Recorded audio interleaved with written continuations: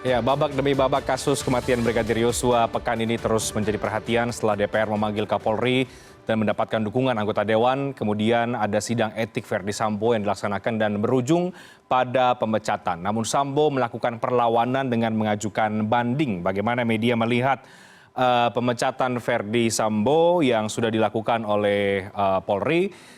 Kita akan diskusikan dalam perspektif editorial seperti biasa di hari Minggu. Malam hari ini saya bersama dengan Mas Revo Lusiriza, Mas Revo, Wapemret CNN Indonesia, dan ada Mas Elvan Dhani Sutrisno, Wakil Pemimpin Redaksi dari Detikcom. Selamat malam Mas Revo, Mas Elvan. Kabar baik semuanya? Sehat. Ya, pasti pekan ini yang kembali menjadi bahan diskusi ya, Mas Revo dan juga Mas Elvan adalah masih kasus Verdi Sambo dan sudah ada keputusan pemecatan secara tidak hormat oleh Majelis Etik Polri, tapi kemudian ada upaya perlawanan Sambo. Di luar itu adalah hak Verdi Sambo ya, Mas Elvan dan juga Mas Revo untuk mengajukan banding. Tapi kita melihat peristiwa pemecatan ini seperti apa? Mungkin saya ke Mas Revo dulu. Satu hal mungkin ini perlu kita apresiasi karena cepat berlangsung dalam waktu satu hari dengan 15 saksi. Tapi di sisi lain upaya banding ini juga menimbulkan banyak pertanyaan-pertanyaan baru. Iya Reinhardt. Ya tentunya kita seperti yang Reinhardt tadi katakan, kita menghormati setiap proses hukum yang berlangsung ya, yang terkait dengan Verdi Sambo ini. Jadi ketika Komisi Etik dan Profesi Polri kemudian memutuskan pemberhentian secara tidak hormat, kemudian disusul dengan proses banding, tentu ini adalah sebuah hak keputusan yang harus kita hormati, dan kemudian hak Verdi Sambo juga untuk mengajukan banding itu. Nah, terlepas dari proses yang terjadi itu Reinhardt ya, ini memang berlangsung sangat cepat dan menjadi perhatian dari banyak publik gitu, banyak pihak gitu. Kita juga melakukan live report secara terus-menerus pada hari itu.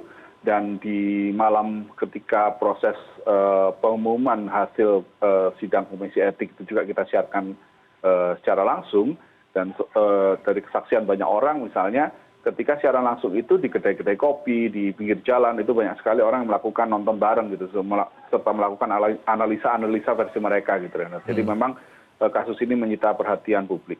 Nah, saya pikir memang sebenarnya terlepas dari upaya banding dan juga proses pemberhentian secara tidak hormat ini, lagi-lagi ini seharusnya menjadi momentum gitu ya Reinhardt ya, ketika seorang Kadif Propam Polri kemudian divonis diberhentikan secara tidak hormat karena perbuatan yang dia lakukan dalam kasus dugaan pembunuhan di Duren 3 ya.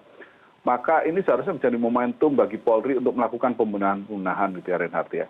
Kalau misalkan Kadif Propam yang bisa dikatakan ini adalah polisinya polisi bisa melakukan rekayasa kasus, maka ini kan kita sebenarnya juga sama seperti beberapa orang publik yang juga jangan-jangan hal seperti ini merupakan hal yang biasa begitu ya, yang biasa dilakukan gitu ya. Nah ini kan menjadi sebuah hal yang tanda tanya, tapi kita tidak maka ini harus bisa menjadi momentum bagi polisi untuk melakukan pembenahan termasuk bagaimana melakukan fungsi pengawasan sehingga rekayasa kasus seperti ini tidak lagi terjadi di masa depan dalam setiap penyidikan apapun itu. Nah ini harusnya bisa menjadi momentum bagi Polri untuk melakukan perbaikan secara internal. Termasuk juga ketika banyak pihak sekarang juga mengatakan apakah ini dalam kasus 303 dan beberapa pihak mengatakan ini adalah 303 yang terjadi dalam laporan dari kita juga ada yang menyampaikan bahwa ini adalah fenomena gunung es, maka sebenarnya ini tidak boleh dianggap sepele juga gitu. Bagaimana kemudian kita berharap ini semua bisa menjadi momentum untuk pembenahan Polri ke depan. Oke. Iya baik, itu tentu harapannya. Saya juga ke Mas Elvan.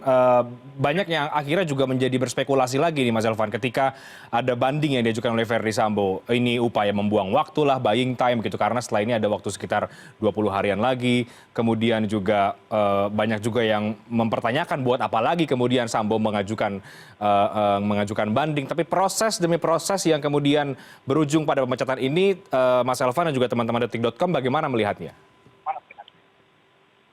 Baik Reinhardt, jadi memang muncul pertanyaan untuk apa mengajukan banding. Sedangkan kalau kita lihat di diskusi beberapa anggota Komisi 3 menyebutkan bahwa sebetulnya tidak ada alasan pembenaran, tidak ada bahkan untuk sekedar bukti yang meringankan itu nggak ada sama sekali. Dan ingat pada saat itu Sambo masih Kadif Propam, Irjen Verdi Sambo masih Kadif Propam, dalam beberapa wawancara yang kemudian viral setelah kasus ini meledak menyampaikan bahwa Propam adalah benteng terakhir kehormatan Polri. Dari situ saja istilahnya kejahatan sekecil apapun dilakukan oleh Kadif Propam tentunya akan diberhentikan dengan tidak hormat.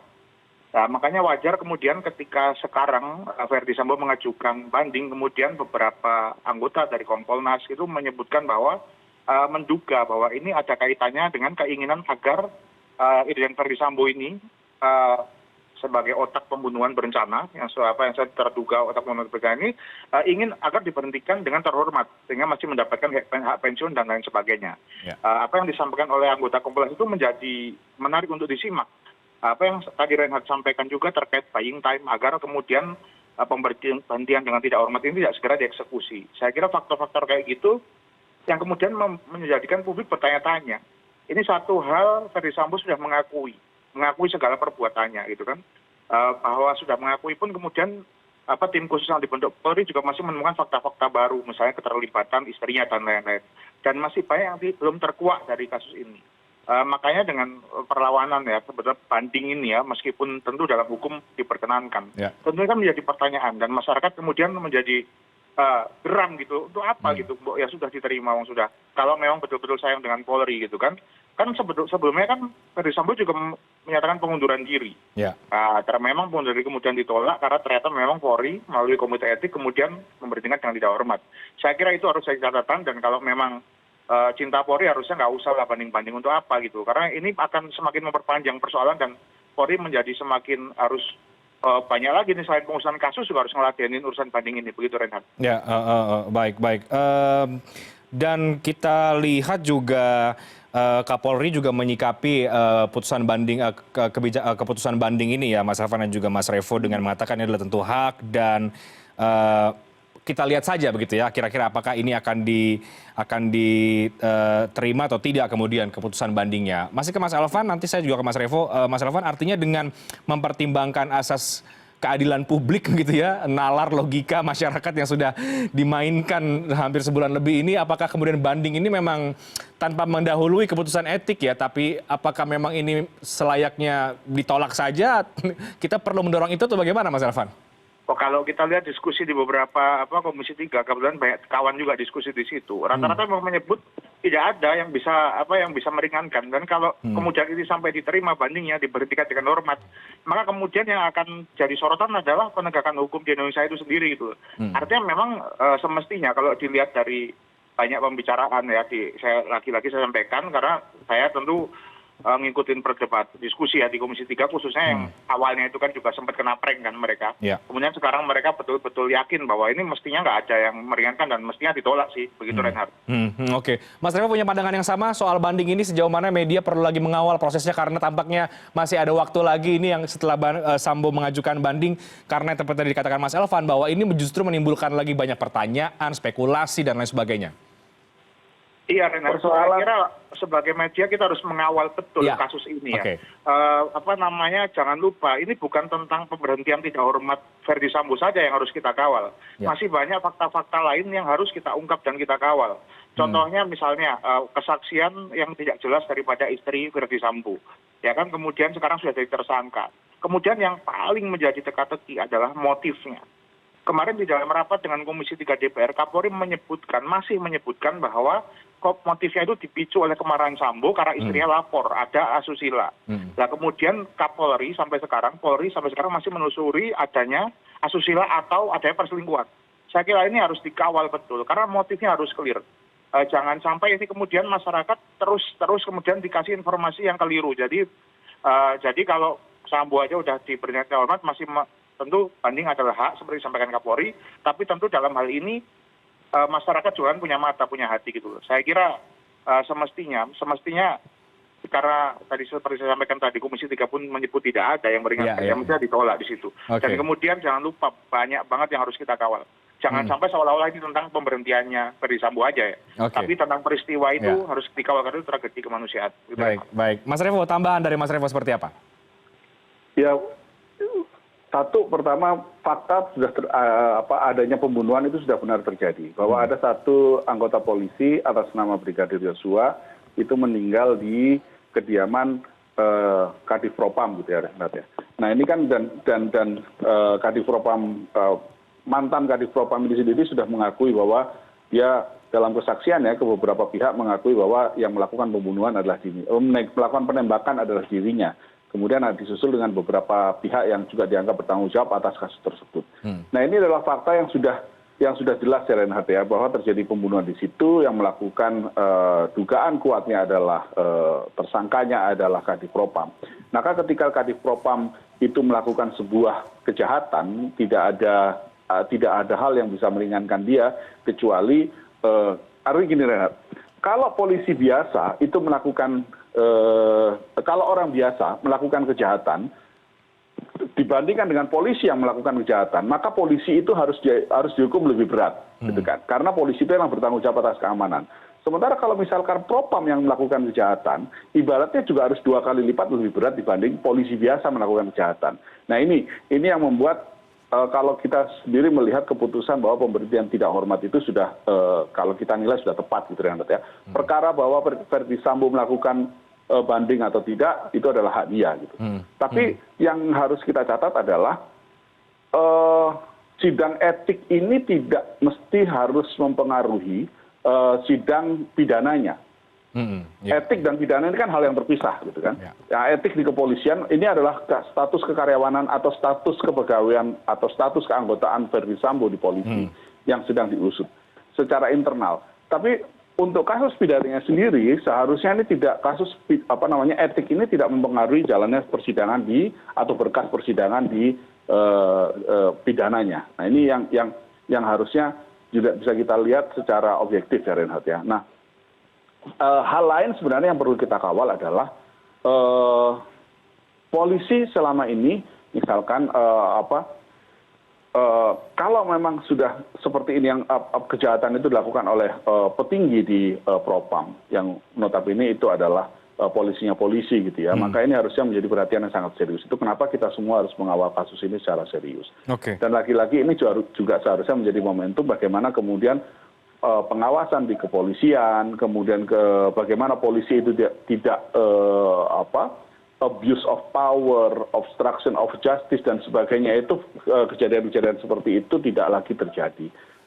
Nah ini yang harusnya menjadi perhatian serius di kita, termasuk juga bagaimana kemudian DPR melihat ini supaya ada perbaikan ke depan. Karena dengan kasus Ferdi Sambo ini terus terang yang Reinhardt ya, kalau kita lihat di jalan-jalan begitu ada polisi ada itu anak-anak kecil aja udah teriak kan Sambo gitu. Artinya memang kepercayaan publik terhadap Polri ini turunnya sangat drastis gitu, dan ini angka yang juga diakui sendiri oleh Kapolri bahwa kepercayaan publik terhadap Polri dengan adanya kasus Ferdi Sambo ini turun sangat drastis. Sementara Polri ini adalah garda terdepan atau tulang punggung keamanan kita gitu. Bagaimana kemudian ketika publik tidak percaya, terus bagaimana dengan keamanan negara ini? Nah ini yang harus kita sama-sama telaah lebih jauh supaya kita kepercayaan publik terhadap Polri bisa tumbuh kembali sehingga kita semua bisa hidup aman sejahtera lah di negara ini. Mas Revo, sebagian anggota Kompolnas meyakini bahwa banding ini akan ditolak ya. Tadi juga Mas Elvan mengatakan ya apalagi begitu faktor yang meringankan ini sangat sulit untuk dicari, apalagi ini juga dari hasil rapat dengan DPR kemarin. Apakah juga Mas Revo melihat bahwa ini kemungkinan besar juga tentu akan ditolak oleh majelis etik dari Polri atau seperti apa? Kalau kita lihat memang kemungkinan besar akan ditolak ya. Tapi lagi-lagi kalau misalkan proses hukum kan sedang berjalan dan banding ini adalah hak Sambo. Nah nantinya kalau misalkan sudah ditolak lagi gitu, misalkan bandingnya hasil keputusan adalah sama seperti yang pertama, maka seharusnya Ferdi Sambo bisa menghormati ini. Termasuk juga kalau misalkan ternyata diterima, nah itu bagaimana mekanismenya? Bagaimana dengan pihak-pihak yang selama ini justru kita lihat, loh kok malah diterima gitu kan bandingnya? Nah ini yang mekanisme ini tentu harus bisa kita sama-sama menghormati lah. Polisi punya mekanisme internal dalam komisi etik, begitu pula kita di jurnalistik juga punya mekanisme internal dalam penegakan etik. Dan seharusnya ketika komisi etik sudah menetapkan, maka itu harus kita hormati bersama. Oke, Mas Revo, beberapa hari yang lalu juga kita meng-highlight soal citra Polri ya, yang dipotret oleh indikator politik ini menurun drastis gitu. Nah, dengan adanya pemecatan Verdi Sambo ini dalam sidang etik, seberapa ini bisa menolong citra Polri terkerek kembali paling tidak dalam hal kepercayaan usai pemecatan Verdi Sambo ini, Mas Revo? Ujiannya masih berat, Reinhardt. Ujiannya masih panjang dan berat gitu. Kita kemarin lihat ketika Kapolri juga melakukan rapat dengar pendapat di Komisi 3, banyak sekali komentar-komentar bagaimana kemudian anggota Komisi 3 itu mengkritisi sikap-sikap atau perilaku dari anggota polisi dan keluarganya. Bagaimana kemudian anggota Polri itu mempertontonkan kekayaannya secara berlebihan misalnya seperti itu. Tapi muncul pertanyaan-pertanyaan, sebenarnya berapa sih gaji polisi itu sehingga bisa memiliki kekayaan sedemikian rupa. Itu kan pertanyaan yang diajukan secara terbuka oleh Komisi 3. Nah, Komisi 3 aja bisa mempertanyakan seperti itu. Artinya pertanyaan ini kan juga menjadi representasi dari banyak orang di negara ini gitu kan, Renat ya. Nah, sekarang memang PR-nya tidak hanya sekedar apakah kasus Verdi Sambo ini kan juga masih panjang. Motifnya belum terbuka. Kemudian nanti bagaimana dengan hukuman terhadap Verdi Sambo, terhadap Baradae, terhadap KM, dan juga beberapa orang yang ada di dalam TKP peristiwa itu. Kemudian bagaimana dengan 80-an anggota Polri yang selama ini juga dianggap diperiksa dalam kasus ini. Bagaimana kemudian Polri menangani kasus ini baik secara pidananya, secara etiknya. Jadi masih panjang ini. Kalau misalkan ini semua bisa tertangani dengan baik, proses keadilan itu bisa ditegakkan dengan baik, mungkin bisa jadi kepercayaan publik juga akan berangsur pulih. Tapi kemudian juga perubahan perilaku dari anggota kepolisian seperti yang kemarin disorot di Komisi 3 itu juga menjadi catatan penting gitu kan. Bagaimana karena selama ini juga bagaimana kemarin ya banyak sekali kita lihatlah rekaman di dalam persidangan itu kan juga disiarkan secara langsung oleh beberapa stasiun televisi dan media online gitu kan. Jadi artinya ketika polisi masih ada banyak pertanyaan seperti itu, artinya kepercayaan publiknya ya seperti itu ya. Nah ini yang harus dibenahi oleh Polri secara keseluruhan. Ini PR berat sebenarnya buat Polri untuk mengatasi kepercayaan publik itu. Ya, baik. Bahkan istri anggota polisi pakai tas mewah pun juga dipertanyakan gitu ya, Mas Revo, oleh anggota DPR dalam rapat kemarin. Mas Elvan, serta-mertakah ini kemudian menolong citra Polri yang turun tajam akibat kasus Brigadir Yosua ini setelah pemecatan Sambo? Oke, saya kira langkah tegas Kapolri memang perlu diapresiasi ya dengan cepat istilahnya membentuk tim. Kemudian memang setelah Kapolri membentuk tim, data-data itu cepat keluar gitu, perkembangan-perkembangan menunjukkan. Ya kan seperti kesaksian berbalik arahnya para dae dan lain-lain. Kemudian yang akhirnya berujung kemudian pemecatan dan tidak hormat Verdi Sambo setelah mengaku maupun segala macam itu. Artinya memang apa yang dilakukan Polri ini agak positif lah. Tapi tentu saja untuk serta-merta kemudian menjadi dipercaya 100% oleh masyarakat seperti sebelumnya tentu perlu waktu, ya kan. Dimanapun ini kasus ini sangat besar. Dan ketika kasus ini pertama kali muncul, itu kan Kapolri kan tugas ya. Artinya ada berapa puluh orang yang kemudian dikenakan sanksi etik. Beberapa akan disidang, ada yang mantannya juga bahkan sangat perwira tinggi gitu kan, megang posisi strategis, banyak yang digeser-geser segala macam. Tapi kan itu ada sebuah potret bagaimana ketika seorang jenderal Irjen Verdi Sambo bertindak, kemudian melibatkan banyak sekali orang, walaupun kemudian minta maaf ya atas konsekuensi resiko jabatan, kemudian dia ingin menanggung resiko jabatan dari kawan-kawannya. Tapi kan tidak bisa dalam hukum seperti itu. Dalam hukum yang bertanggung jawab, ya yang melakukan itu, walaupun dalam ketidaktahuan atau menapres dan lain-lain, kemudian akhirnya kena juga gitu. Artinya ketika seorang jenderal itu bertindak, Verdi Sambo bertindak, kemudian yang ikut tuh banyak terlibat, ada berapa puluh orang. Artinya itu ada sebuah potret yang tidak bisa dipungkiri, harus dibersihkan dari Polri. Artinya masyarakat tuh ngelihat tuh kasus Sambo ini udah kayak puncak gitu, puncak daripada banyak sekali persoalan selama ini yang muncul kecil-kecil gitu. Bagus bahwa ini bisa dituntaskan dengan cepat, dikelirkan gitu loh. Paling tidak proses hukum masih jalan terus, masyarakat juga masih akan monitor. Tapi memang perlu waktu untuk bisa mengembalikan Polri itu, hanya itu kembali kesadaran masyarakat. Harus seperti ini terus, harus bersih terus, harus tegas terus, nggak boleh ada yang main sedikit tidak berkeadilan, kemudian mempermainkan hukum, mempermainkan masyarakat. Buktikan bahwa hukum tidak bisa direkayasa. Buktikan bahwa keadilan itu milik masyarakat gitu, Renat. Baik, masih butuh waktu, masih banyak pembuktian yang harus dilakukan oleh Polri, oleh Kapolri untuk mengembalikan ke citra Polri yang merosot gara-gara kasus Brigadir Yosua ini dan sejumlah catatan yang banyak juga diberikan, termasuk juga dalam rapat dengan Komisi 3 DPR RI. Kita sudahi topik soal banding Sambo usai dipecat tidak hormat, kita bergeser ke topik yang lain usai jeda, Mas Revo dan juga Mas Elvan. Ini soal safari partai penguasa PDI Perjuangan yang agak berbeda kalau dalam pemilu-pemilu yang lain PDIP selalu dihampiri ke Teguh Umar, sekarang PDIP tampaknya akan menghampiri partai-partai lain. Apa yang kita perlu lihat dari safari politik ini menuju ke tahun 2024? Kami akan segera kembali usai jeda.